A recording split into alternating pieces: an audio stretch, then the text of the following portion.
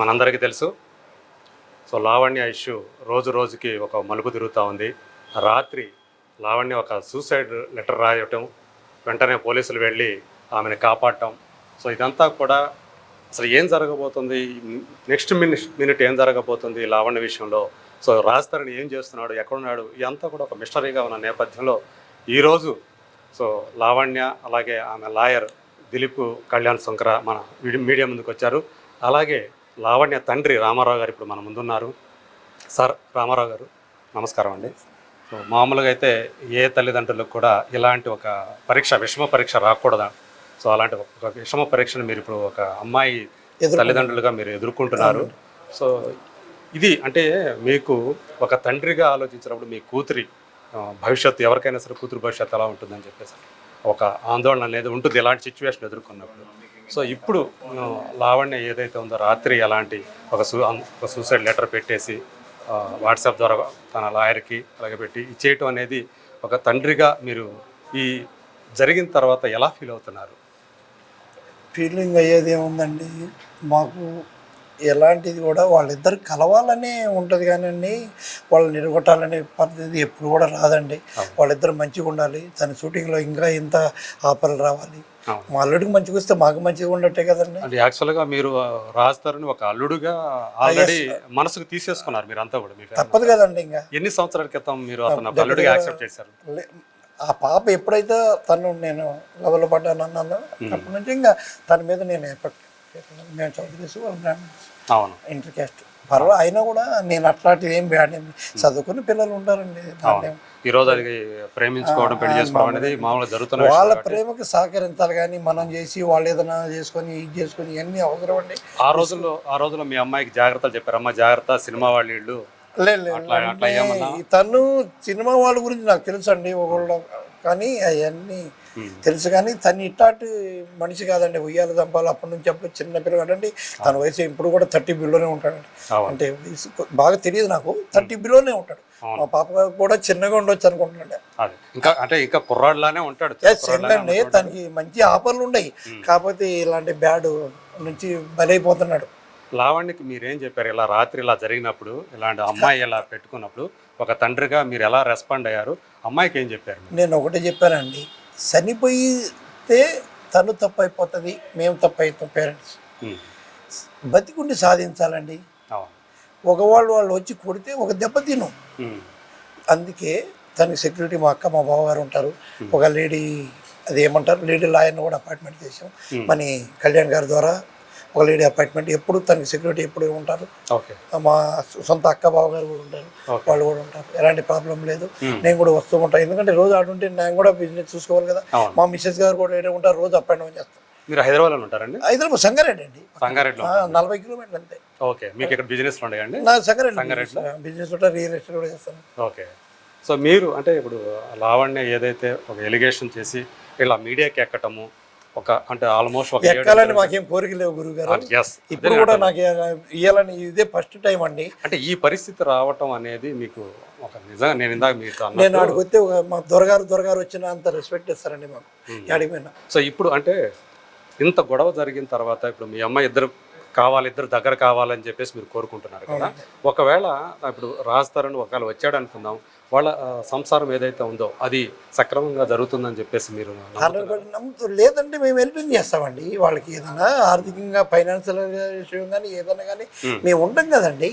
అవును, నేను ఆర్థికంగా అంటాం లేదు, ఒక మానసికంగా దేనికైనా కూడా నేను రెడీ అనండి. ఓకే, మా కూతురు అల్లుడికి కదా హెల్ప్ చేస్తా, బయట కూడా కాదు కదా. అవును, అంటే ఏంటంటే తను ఆమెతోటి సంసారం సజావుగా చేయగలుగుతాడు అని చెప్పేసి చేస్తాడండి. కాకపోతే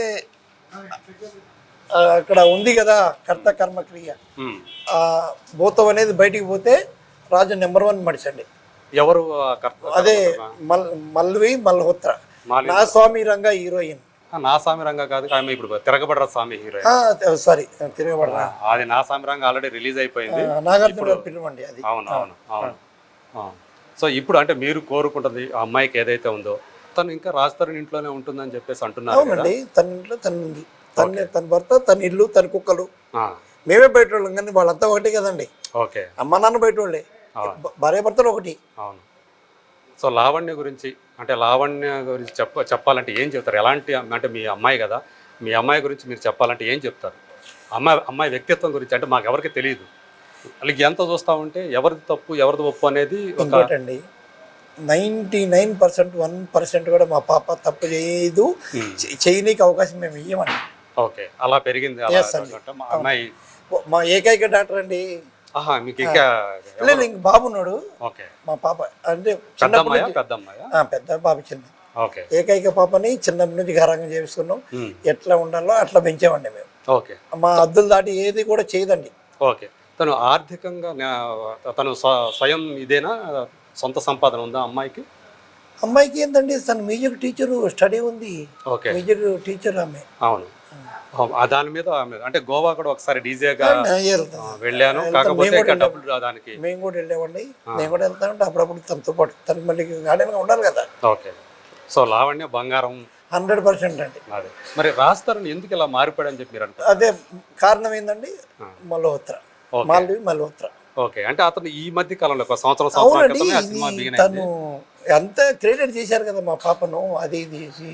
ఓకే, సో మీకు అంటే ఒక తండ్రిగా మీకు ఇంకో క్లిష్ట సమస్య, అమ్మాయికి అతను 2 సార్లు అబార్షన్ చేయించాడు అనే విషయం ఆ టైంలో మీకు తెలుసా, తర్వాత తెలిసిందా మీకు? నేను చెప్పుకోకూడదండి, అది ఒక తండ్రిగా నేను చెప్పుకోలేను. కానీ తన విషయం అట్లా జరిగిందంటే మాత్రం కర్త కర్మక్రియ అంతా రాస్తారంట. పైగా ఒకసారి 2014లో ఒకసారి 2016లోనే తను చెప్పారు కావచ్చు. కానీ ఇలాంటి ధరని కారణం తను కాబట్టి నేను తన్ని ఖండిస్తున్నా ఈ విషయంలో. ఎందుకు చేయాలి ఆ పని? కొన్ని రోజులు దూరంగా ఉండి మంచిగా చేసుకొని పెళ్లి చేసుకున్నాక అందరి మంది గ్రాండ్గా చేసుకుంటే అయిపోతుండే కదా. అవును, అంటే బయట ప్రపంచానికి చెప్పలేదు కాబట్టి పెళ్లి చేసుకున్నట్టు ఇది చేశాడని అనుకుంటున్నారు. అంతేనండి.